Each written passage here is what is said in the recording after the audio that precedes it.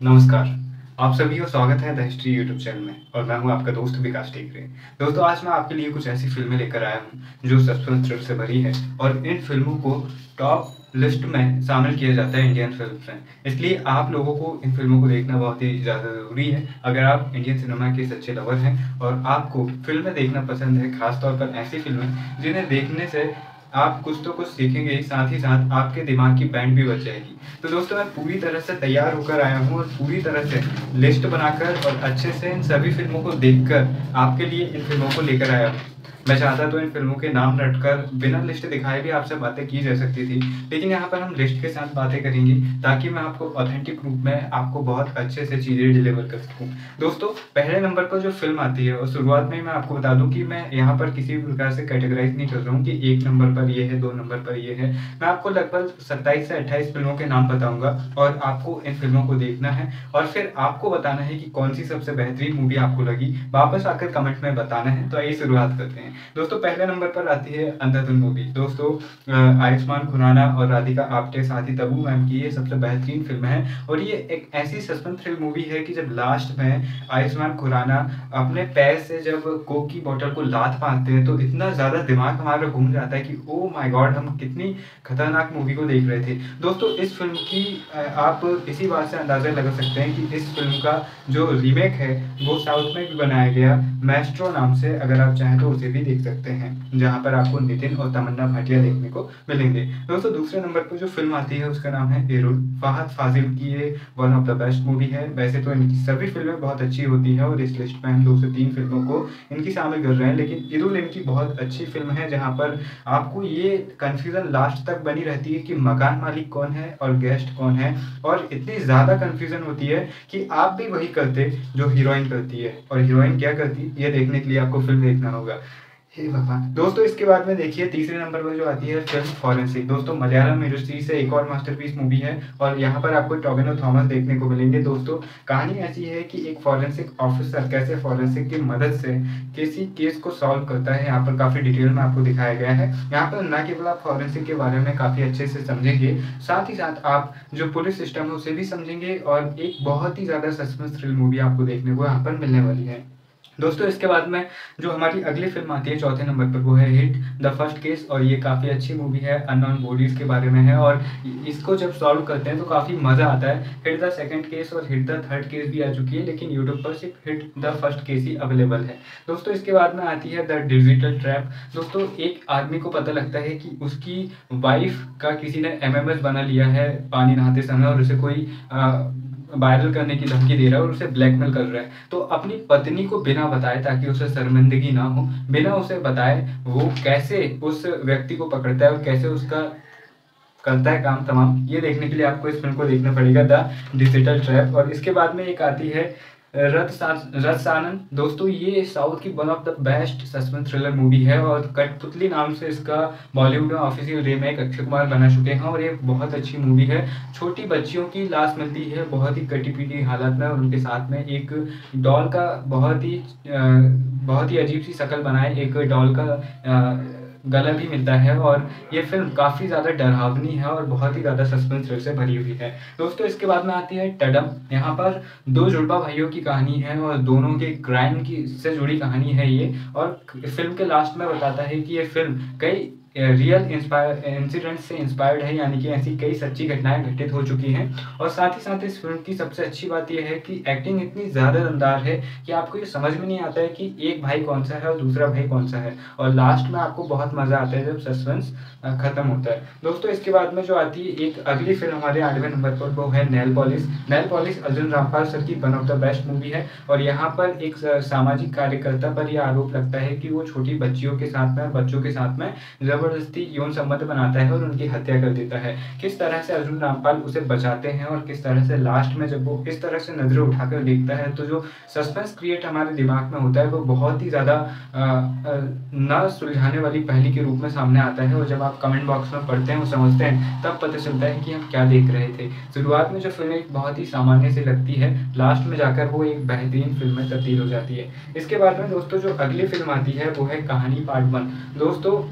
इस फ़िल्म के बारे में भी आप ये जान लीजिए कि इस फ़िल्म में आपको देखने को मिलेंगी विद्या बालन और इमरान हाशमी, और ये बहुत ही सस्पेंस थ्रिल मूवी है। आपको अंदाज़ा नहीं होगा कि बॉलीवुड में भी ऐसी फ़िल्में बनती है, लेकिन ये काफ़ी अच्छी फ़िल्म है और कहानी पार्ट 2 के बारे में भी मैं आपको डिस्क्रिप्शन में लिंक आपको दूँगा। आप इस बात से बेझिझक रहिए कि मैं सिर्फ़ आपको फ़िल्मों के बारे में बता रहा हूँ। आपको ये फ़िल्म देखनी हो तो आप डिस्क्रिप्शन में जाएँ, आपको फ़िल्म का नाम और उसके नीचे उसकी लिंक होगी, आपको लिंक में क्लिक करना है, फ़िल्म को देखना है। इसके बाद में जो अगली फ़िल्म आती है नो स्मोकिंग, यहाँ पर एक संस्था रहती है जो गुप्त रूप से काम करती है, और यहाँ पर बताया गया है कि कैसे जो इनका कहना नहीं मानते हैं, कुछ कॉन्ट्रैक्ट इनको मिलता है और वो कैसे इन्हें फॉलो करते हैं। जब जो जॉन अब्राहम का कैरेक्टर होता है वो स्मोकिंग करता है, ये उसे रोकते हैं लेकिन वो नहीं मानता।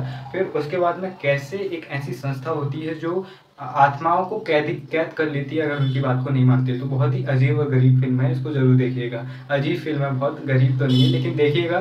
गरीब इसलिए नहीं है क्योंकि तारीफ़ इसने बहुत ज़्यादा बटोरी थी, ठीक है दोस्तों। इसके बाद में जो अगली फ़िल्म आती है धूमम, फिर से एक बार फहद फाजिल की दुनिया में आते हैं और मलयालम इंडस्ट्रीज से इनका नाम काफ़ी ज़्यादा लिया जाता है, क्योंकि आपने अल्लू अर्जुन की पुष्पा देखी होगी जिसका सेकंड पार्ट दिसंबर में आने वाला है, शायद 22 दिसंबर को। तो उसमें भी वो विलन का कैरेक्टर प्ले कर रहे हैं। तो फहद फाजिल न केवल मलयालम इंडस्ट्रीज़ के बल्कि ऑल इंडिया फिल्म इंडस्ट्रीज़ के सबसे टॉप एक्टर्स में से एक है। अगर एक्टिंग के मामले में बात की जाए तो, फीस के मामले में नहीं, एक्टिंग के मामले में ये बहुत कड़क व्यक्ति है। धूमम एक ऐसी कहानी है जहाँ पर एक आदमी को अगर ज़िंदा रहना है तो उसे लगातार सिगरेट पीना होगा। लास्ट में समझ में आता है कि ऐसा क्यों हो रहा था। इसके बाद में जो अगली फ़िल्म आती है मेरा संघर्ष, यहाँ पर कुछ अलग कहानी है। एक पत्नी के साथ में रेप होता है और वो समाज में किसी से नहीं बता पाती है। अचानक से उसका पूरा स्वभाव चेंज हो जाता है, लेकिन कहीं से उसके पति को पता लगता है और वो किस तरह अपनी पत्नी को बताए बगैर उसके दुश्मनों का बदला लेता है जिन्होंने उसके साथ में ज्यादती की थी, और किस तरह से उसकी पत्नी को बिना बताए उसे नॉर्मल कर देता है। ये बहुत ही अच्छी मूवी हो, ज़रूर आपको इस फिल्म को देखनी ही चाहिए और ज़रूर आपको इस फिल्म को दूसरों को रेफर भी करनी चाहिए। दोस्तों अगले नंबर पर आती है कौन, उर्मिला मातोंडकर और मनोज वाजपेयी सर की बहुत ही one of the best movie है। इसे हॉरर कहिए या सस्पेंस थ्रिलर मूवी कहिए, क्योंकि उर्मिला मातोंडकर मैम की इतनी ज़्यादा शानदार एक्टिंग है कि लास्ट के 15 मिनट में तो आप खौफ में रहते हैं कि हे भगवान आप क्या देख रहे हैं। क्योंकि शुरू से आखिरी तक जो हम समझते हैं उर्मिला मैम के कैरेक्टर को, वो बिल्कुल ही अजीब सा हो जाता है। कहानी ये होती है कि एक सीरियल किलर जेल में घूम रहा होता है और एक लड़की घर में अकेली होती है, और फिर एक आदमी आता है जो बार बार बैल बजाता है और अंदर आ जाता है, एंटर हो जाता है, और उसके होश हवास से ऐसा लगता है कि वही सीरियल किलर है। लेकिन लास्ट में अपनी जो सस्पेंस छोड़ती है ना और जो दिमाग घुमाती है वो बहुत ही शानदार है। ज़रूर इस फिल्म को देखिएगा, पुरानी हो चाहे कुछ भी हो, लेकिन सोना तो सोना ही होता है दोस्तों। ये फिल्म खरा सोना है, इसे ज़रूर देखिएगा। इसके बाद में आती है ब्लड, तापसी पन्नू और गुलशन दवेया की बहुत अच्छी फिल्म है। तापसी पन्नू यहाँ पर एक सीरियल किलर के बारे में यहाँ पर जानकारी दी गई है जो अंधी महिलाओं के साथ में ज़बरदस्ती करता है और उनकी बहुत बेरहमी से हत्या कर देता है। तो यहाँ पर इस फिल्म के बारे में आपको ज़रूर देखना चाहिए, बहुत अच्छी फिल्म है। इसके बाद में फोबिया नाम की एक फिल्म आती है, राधिका आप्टे की ये फिल्म है। और कैसे दिमाग में ही जब आप किसी बड़े सदमे से निकलने की कोशिश करते हैं और आप निकल नहीं पाते हैं तो कैसे आपके दिमाग में ही बहुत सारी दुनिया चलने लगती है। इस फिल्म में बहुत अच्छे से समझाया गया है। जब एक लड़की के साथ में ऑटो में ज्यादती की जाती है तो कैसे वो अपनी उस घटना से बाहर नहीं निकल पाती है और उसकी दुनिया में क्या चलता है, ये आपको ज़रूर देखना चाहिए कि एक रेप विक्टिम की ज़िंदगी कैसी होती है। इसके बाद में डॉक्टर नाम की एक फिल्म है जो भी बहुत अच्छी सस्पेंस थ्रिलर मूवी है। इसमें आपको शिवा कार्तिकेयन देखने को मिलेंगे और ये बहुत अच्छी फिल्म है, इसे भी जरूर देखिएगा।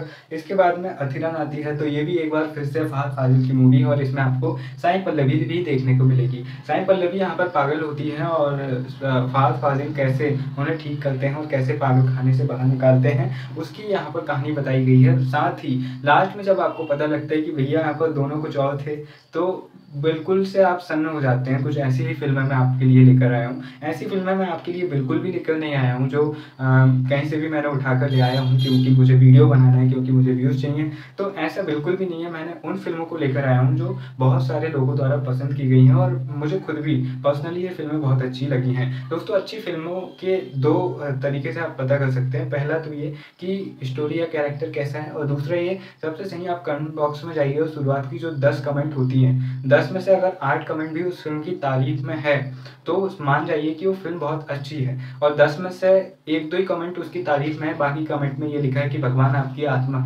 आपके माँ-बाप को लंबी उम्र दे, प्लीज़ मेरी लाइक को कमेंट करो। ऐसा-वैसा कुछ भी ऊट-पटांग लिखा हो तो समझ जाइए कि वो फ़िल्म उतनी अच्छी नहीं है। तो इस तरह से आप समझ सकते हैं कि फ़िल्म अच्छी है या बुरी है। क्योंकि कई बार अच्छी फ़िल्मों में कम व्यूज़ होते हैं और कई बार ऐसे ही नॉर्मल फ़िल्मों में भी बहुत ज़्यादा व्यूज़ आ जाते हैं। अगली फ़िल्म पर जो हमारी फ़िल्म आती है वो रहस्य है। किकी मेनन की one of the best movie है। यहाँ पर लास्ट में समझ में आता है कि जो है, वो है ही नहीं। तो ये क्या मिस्ट्री है मेरी लाइन में कि जो था वो है ही नहीं। ये समझने के लिए आपको किकी मेनन की इस फ़िल्म को देखना पड़ेगा, रहस्य। इसके बाद में तहरीर नाम से एक फ़िल्म आती है, ये भी बहुत अच्छी सस्पेंस थ्रिलर और डिसम वाली फ़िल्म है, इसे भी ज़रूर देखिएगा। इसके बाद में जो फ़िल्म आती है उसका नाम है पोर्थ होज़िल।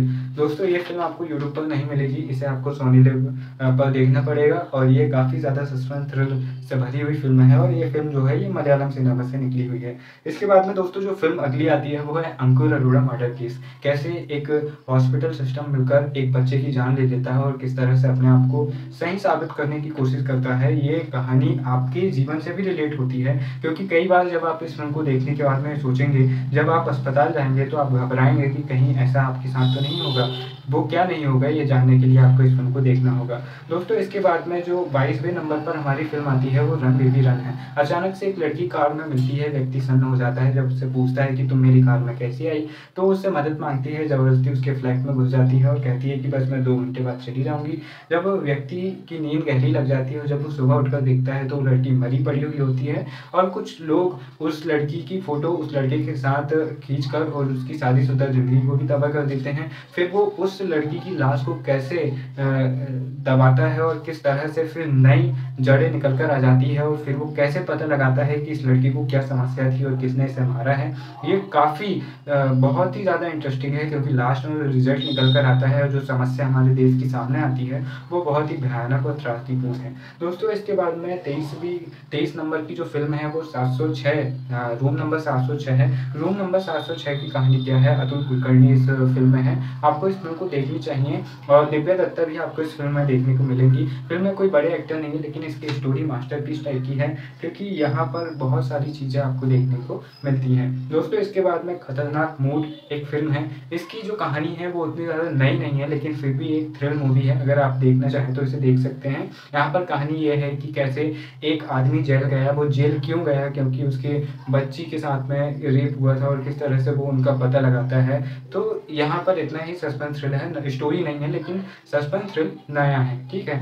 तो इसके बाद में जो 25वें नंबर पर जो हमारी फ़िल्म आती है वो बोधका डायरीज़ है। तो के मेनन सर की ये बहुत अच्छी फ़िल्म है और बोधका डायरीज़ में आपको ये समझ में आता है कि क्या माजरा क्या है, तो इस फ़िल्म को भी ज़रूर देखिएगा। इसके बाद में जो फ़िल्म है 404 एरर नॉट फाउंड। एक स्टूडेंट रहता है जो हॉस्टल के एक रूम में रुकने की ज़िद कर लेता है, जो रूम कई साल से नहीं खुला था क्योंकि वो साइंस का स्टूडेंट था और उस रूम के विषय में ये कहानी थी कि इस रूम में अब तक कोई नहीं रुका, क्योंकि यहाँ पर एक व्यक्ति ने सुसाइड कर लिया था, तब से ये हॉन्टेड है और यहाँ पर रुकना ठीक नहीं है। तो यहाँ पर लास्ट तक ये कन्फ्यूज़न बनी रहती है कि वो कैसे मरा, कैरेक्टर कौन-सा क्या है, क्या प्रोफ़ेसर का सब एक्सपेरिमेंट था, किसकी मौत किसकी वजह से हुई। मुझे खुद ये फ़िल्म देखने पर समझ में नहीं आई थी, वो तो धन्यवाद है, कमेंट बॉक्स में किसी ने रिवील कर दिया था और मैंने वो समझ के फिर समझ लिया कि स्टोरी क्या थी। तो आपके लिए भी चैलेंज है कि पहली बार में 404 एरर नॉट फाउंड को समझ कर दिखाइए और वापस आकर मुझे बताइए। दोस्तों जो 27वें नंबर पर फ़िल्म आती है वो है टॉनी। ये भी एक बहुत ही ज़्यादा अंडररेटेड क्राइम थ्रिलर मूवी है और यहाँ पर इतनी ज़्यादा नेचुरल एक्टिंग है कि आप देखकर समझ नहीं पाएँगे कि ये कितनी अच्छी और कितनी बेहतरीन मूवी है। दोस्तों इसके बाद में जो 28वें नंबर पर फ़िल्म आती है वो मुझे लगता है कि बहुत अच्छी फ़िल्म है। वो फ़िल्म है किस्सा और ये इमरान खान जो एक्टर थे जिनका देहांत हो गया, वो उनकी one of the best movie है। यहाँ पर जो कंवल नाम का कैरेक्टर रहता है, वो लड़का रहता है या लड़की रहता है, लास्ट में समझ में आता है और लास्ट में समझ में आता है कि जो था वो है नहीं और जो है वो था नहीं। तो यहाँ पर ना तो लड़का रह पाता है ना लड़की रह पाता है, उसका जेंडर ही वो भूल जाता है, क्योंकि उसके साथ में इस तरह से इस फ़िल्म को बनाया गया है कि सच में लास्ट में अगर आपने ध्यान से देख लिया तो आप झकझोर जाएँगे कि लोग लड़के की चाह में क्या-क्या कर बैठते हैं। अगर आप इमरान